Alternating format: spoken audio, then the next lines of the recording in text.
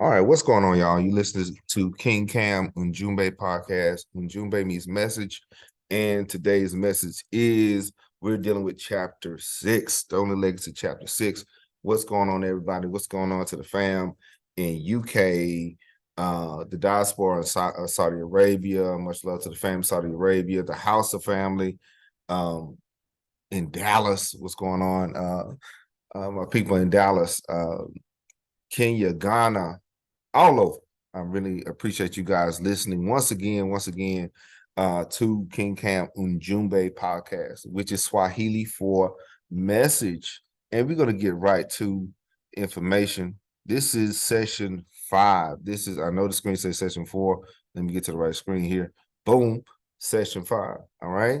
So let me share my screen and let's get to work. All right, here it is, session 5. Now, and of course, it is an introduction to African history. This is not for the veteran. This is not for the people that listen to all the YouTube videos, go to all the lectures and all the Blacks Expos and everything.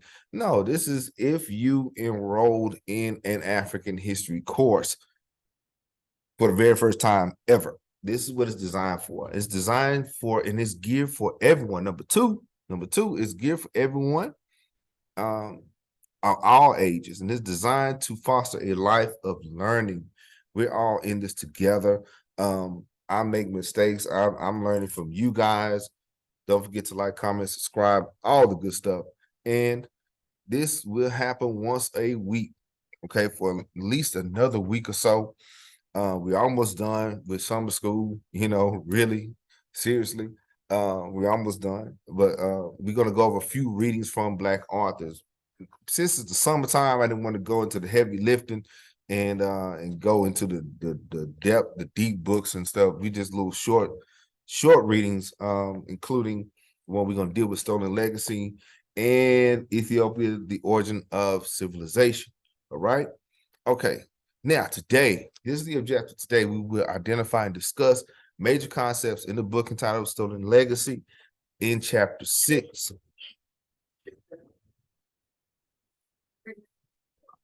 If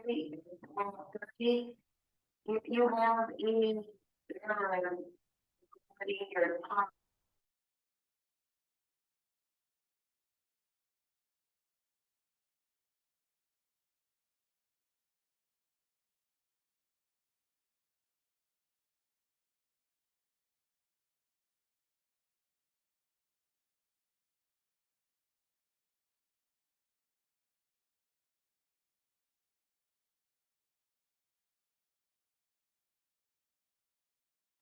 Okay.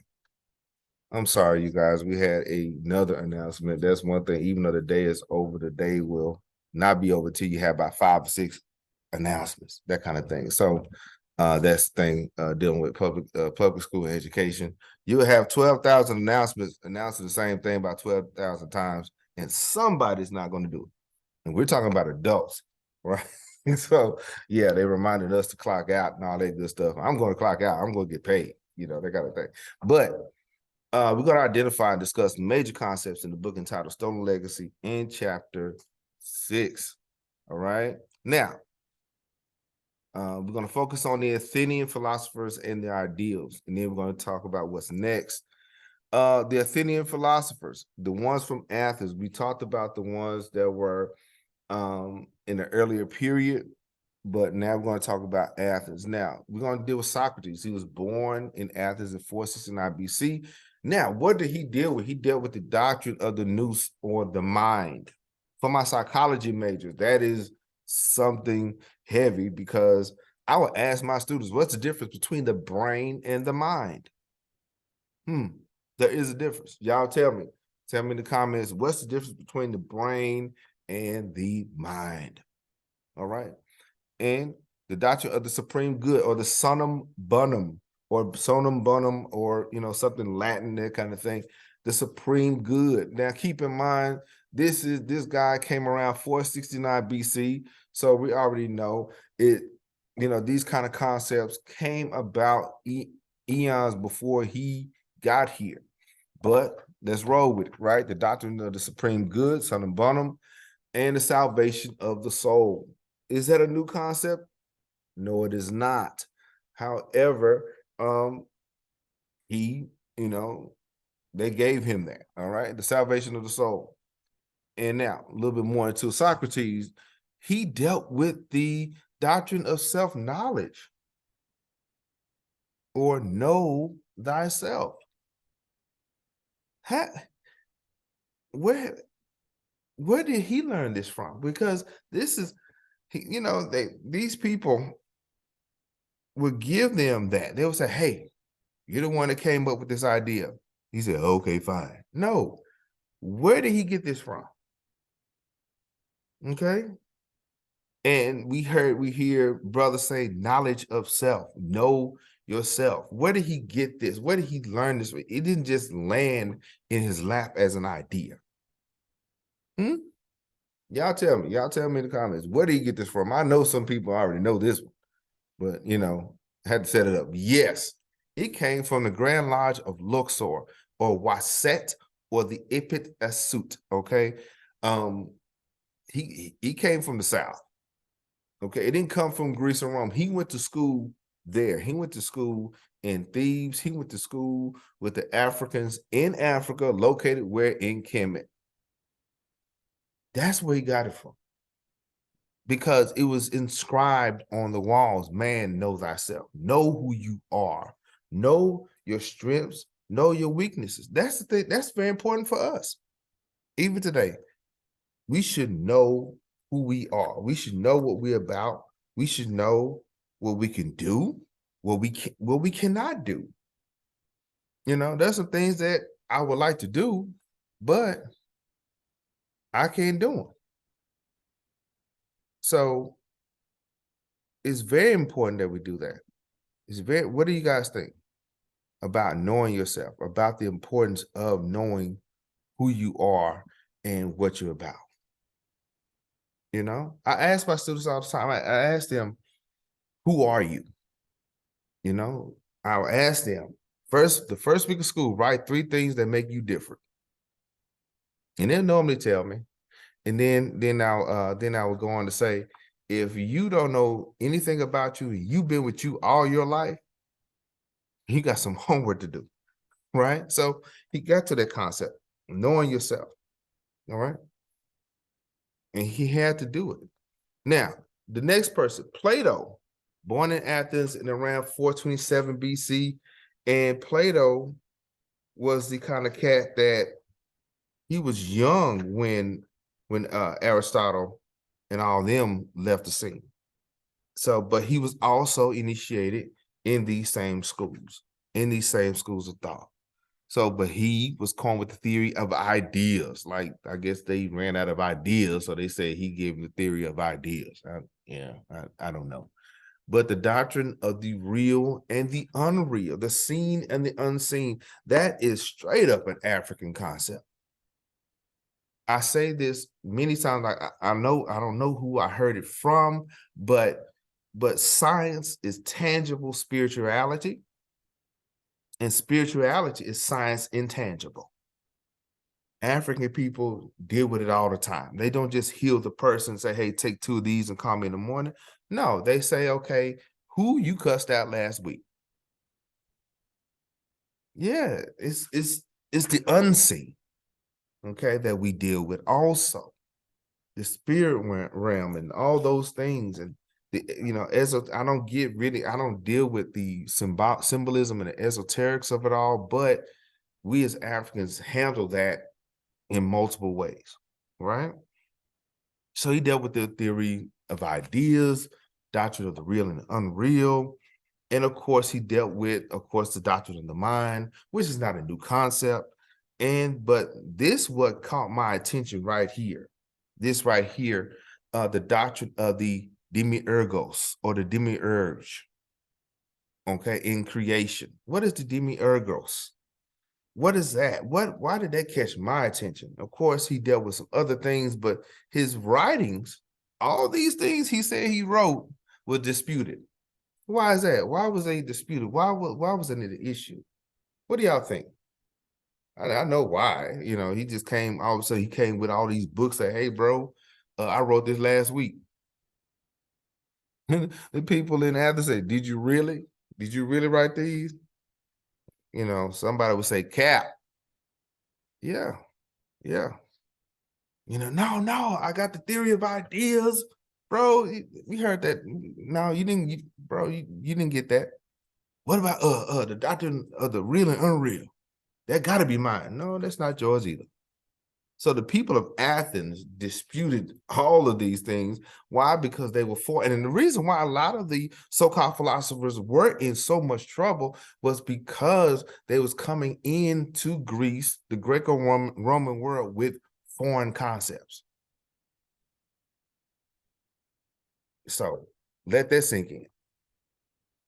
A lot of their stuff were foreign. It didn't belong to them, but they ascribed themselves to it. And we talking about, you know, mountains of information, mountains of transcripts. If you guys ever check out the libraries of Timbuktu, you know, some of the families that kept those things were compounded year after year, century after century of information. It's just walls of books and manuscripts written, handwritten. And so, and all of a sudden, this cat come up with this? No. So now let's get to it. The demiurge or the creation story. Where did he get this from? Okay, this concept dates back 4,000 plus years before he got there. So this was a Egyptian cosmology, Kemetic cosmology, dealing with the Neteru or Neter Ptah. Even that sound, it makes a sound. You know, every African word produced a certain sound because that's what, you know, in their mind, that's what it made, that's what it produced. It wasn't just a name, it was a sound, right? And so Kemetic cosmology was in three parts. Part one, it deals with the Neteru of chaos, represented Ptah emerging from the primordial waters of Nun.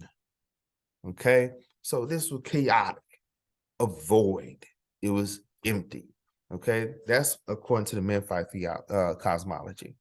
Okay, part one deals with the Neteru of chaos. Everything was everywhere, and in the form of a hill or Tajenin, the risen land. Out of that void, out of the waters of Nun, emerged a hill or Tajenin, the risen land. Ta, land, Jenin is risen. I learned something new today, right? Check it out. So part one deals with chaos, right? Part two deals with the Neteru of order. Order. So out of chaos came order. So it represents a tun emerging from the chaotic water, sitting on the hill. Okay. Now we have light. Now you have vision. Okay. Emerging from this. Okay. And so he represented the order. Okay. He represented things, put it in place before things was happening. Now it's happening. Right. And then part three, the Ennead. Now we have compartments. Okay. We have part one, chaos, part two, order, part three deals with the Ennead. That's when we dealt with in the previous videos where every god or neter had a goddess, male, female. Okay, it was always like that. It was always, if you have a king, you must have a queen. That's what it is. Nun, nano et. Okay, primeval matter and space, haket, boundlessness, illimitable. Okay, ha-het, darkness and obscurity, amun et, or mut, the hidden one and the concealed. There were opposites, but they were put together. Okay, the people in your lives got to compliment you They can challenge you. Yes, they should, but they have to compliment you. They got to make you better. And I believe that's what this whole thing is all about, making life better. But for my science people, how was this connected scientifically? How was this connected scientifically? The Memphite cosmology, Memphite theology, they each one of the Neteru represented an element or a chemical element, an ion or a proton or neuron or something like that, or moisture, air. All those things can be broken down in a chemistry class. The Neteru represented elements of the universe, of this planet. They weren't just a person walking around with a bird head or something like that. No, they represented things that the Africans saw and they personified them, you know? And so that's what they did. That's what they put together. And so the Greeks and Romans finessed it, right? So check it out. Now, the doctrine of supreme good. Okay, Aristotle dealt with that. I really didn't touch on him as far as where he's from and how he's born and so on. But the doctrine of supreme good, the summum bonum, why is that important? Why is that put together? Well, the doctrine of supreme good deal with the person. It wasn't, see, the thing is, we focus on society or the nation, but the individual is trash. Let's deal with that. Let's deal with that. If I had coffee, I would sip it, but I got water, right? Let's deal with that. Supreme good. Remember chapter 3, the neophyte was required to manifest the following soul attributes. And in order for that neophyte to go to the next level, remember, this cat was in this thing for 40 years. Another reason why these Greek philosophers couldn't get down was because some of them didn't last that long. Some of them was in it for 20 years and that was it. Okay? In order for you to be the Kari Heb, like Dr. Crazy would say, you had to be in this thing for 40 plus years. And you have to display these soul attributes. Remember, the control of thought, control the way you think, control your perception. Can we do that? Control of action. Once I think it, should I bust this person in the mouth? Should I respond like this or shouldn't I? Fortitude, bravery, temperance, evidence of a call to priesthood. Do you have a calling on your life? I believe everybody does. You know, that's just my humble opinion. I believe everybody's called to do something and to do it well. Me, I'm called to teach and to, let me put my glasses back on. I'm called to teach and to help other people. So, and a little bit more so attribute, freedom of resentment. Okay, when somebody do you wrong, do you hold that thing for like 50 years? Come on, bro. Confidence in the power of the master teacher. Do you believe in the person that's teaching you? And do you believe you have confidence in your own ability? Once you learn this stuff, are you able to reteach it to somebody else? The way I teach my classes in school, if this person wrote notes basically every day, they should be able to teach it to somebody else. It's not just a graduation requirement, okay? But now, so that's the thing. Can you be able to, are you the master of it to where you can teach it or do it? I wonder about our education system. Has that really been the case? Y'all can, comment below, all that good stuff. All right. And readiness and preparedness for the next initiation. Yes, they made sure, them elders made sure these people were prepared. You couldn't just, oh, okay, we're gonna go ahead and send them to the next grade or next graduation or whatever. No. He flunked, she flunked. No, you stay here. There's no such thing as social promotion. Are they ready? Right? So, but you had to display those virtues. You had to do that. And they had to know. Not just the elders have to know, but you have to know yourself, right? Now, the doctrine of God. Yes, the Greek philosophers felt like they came up with the concept of God himself. No, no, no, no, no, no, no. The unmoved mover or the hidden one has been among us forever. Okay, that's the thing. They tried to coin it, but no, it's once again an African concept. Came from the south, came from further south, further below Egypt. It came from the very beginning. The that they would call Zeb Tepi. The very beginning, right? And so they coined the concept in Greek philosophy, the concept of the soul. Soul being sensitive, rational, nutritive, competitive, having appetite, and locomotive. That was them. But in Kemetic thought, the soul was way more than that. Way more than that. Dealing with the ka. Y'all heard these terms before. The ka, let me get to, I'm going ahead of myself. Very excited. The ka, which is the abstract personality. The Khat, K-H-A-T, the Khat, that's the concrete personality. That's the physical body itself, right? The mortal. The Ba, which is the heart soul, okay, that dwells with the Ka, in the Ka, and the Ab, that's the heart that's being weighted, that's being weighed. Guard your heart, guard your grill. You know, everybody shouldn't be able to get into that personal space, right? And the Kybit, that's the shadow, as you see on the picture, the shadow associated with the Ba. Okay, that is all these things make up that person. So it's not just the physical body, but it's the everything, right? The Ku, that's the spiritual soul. Okay, the spiritual soul, which is immortal. It's also closely a lot of these are connected with the Ka or the Ba. That's the reason why most of the time you only see those two. Okay. And on the picture, you see what they would call a false door. They would call that a false door. I know this is not in my notes, but I had to go and say it.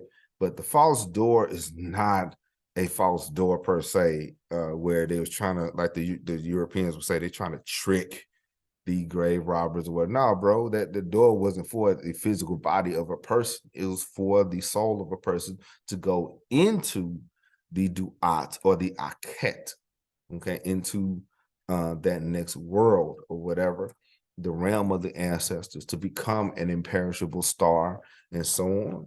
And so, you know, just a side note real quick, that's for free. Enjoy. The Sa'u, okay, the spiritual body. Now the Sa'u, you see that a couple times. It's not just the spiritual body, but it's also represented as a star. The Sa'u, okay? So you hear that on Lion King, you hear that on many other stories where the ancestors become stars. That is an African concept. But you know, the Sakem, okay, the Sakem is the power or the spiritual manifestation, the divided force, that motion, the reason why they're able to move forward and go forward, right? And the last thing, the name, the name. All these things were important. Your name is important. Your heart is important. Your mind, everything is important. That's what makes a person whole.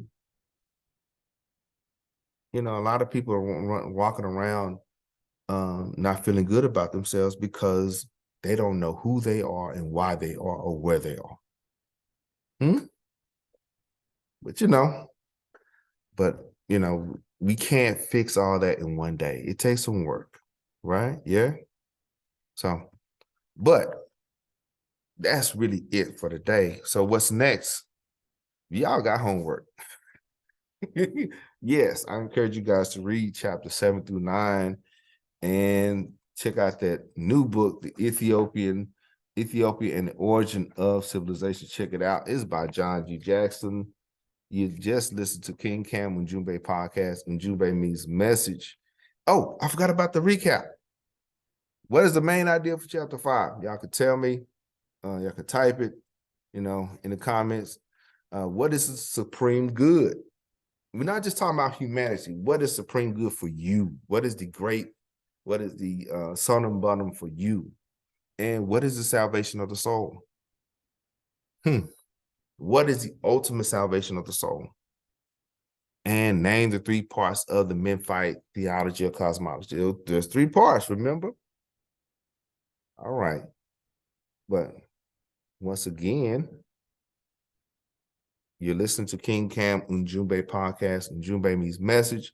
And today's message is Stolen Legacy chapter 6. Okay. Got a few more chapters to go. And that'll be the end of summer school.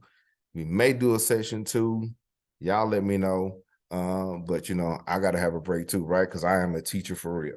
All right.